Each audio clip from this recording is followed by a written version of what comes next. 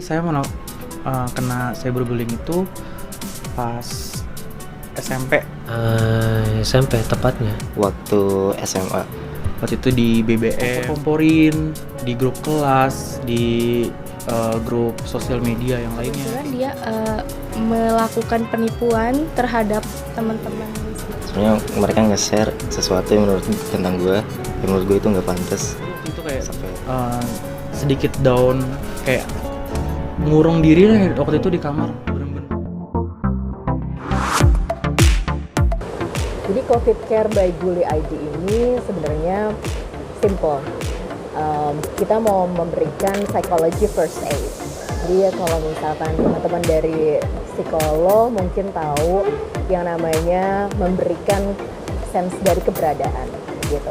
Di sini kita bukan memberikan langsung license psychologist, tapi kita memberikan ada beberapa train volunteers kita yang memang memberikan free mental health support, kemudian legal knowledge, dan relevan informasi yang authorized mengenai COVID-19 juga.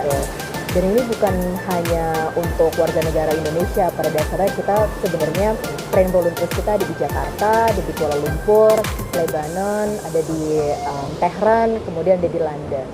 Jadi yang kita mau memberikan adalah pada saat posisi karantina seperti ini, angka cyberbullying itu makin meningkat. Itu yang pertama. Di Indonesia sendiri ada sekitar lebih 49% angka cyberbullying setiap harinya, secara global dari tahun lalu. Kemudian setiap 40 detik ada satu orang yang suicide bunuh diri. Gitu.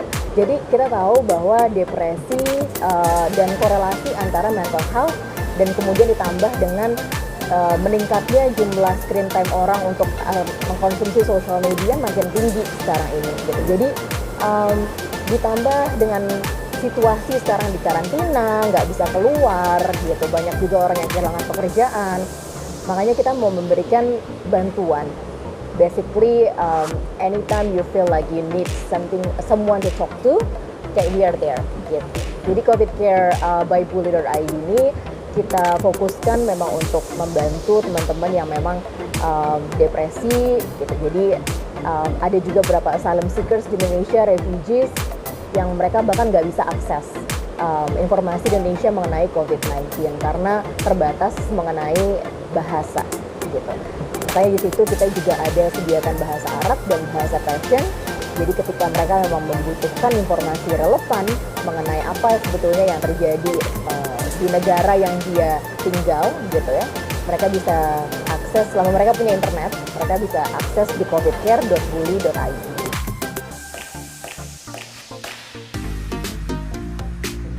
Jadi Hari Anak Nasional setiap tahunnya akan diperingati setiap tanggal 23 Juli.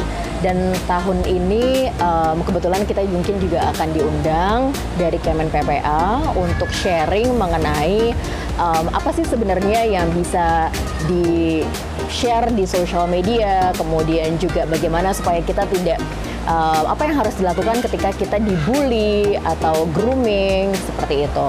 Karena kita tahu bahwa terlepas dari digital parenting, yang penting anak-anak sekarang juga makin banyak menggunakan social media yang bermacam-macam gitu, dari mulai Instagram, dari mulai TikTok, dan itu juga nggak terlepas dari adanya banyak online predator yang memang mencari anak-anak dari segala macam cara gitu. Jadi konten-konten yang berbau dengan seksual dan pornografi anak itu sangat tinggi juga di Indonesia, dan ini juga harus disadarin bukan hanya untuk anaknya tapi juga untuk orang tuanya. Mudah-mudahan di bulan Juli ini teman-teman nanti bisa follow @itsbullyid di Instagram. Kita akan share kapan nanti akan kita sharing sama Kemen PPA mengenai COVID Care Bully dan ID, apa yang kita bantu, kemudian bagaimana cara pencegahan untuk supaya tidak menjadi korban dari bullying dan cyberbullying.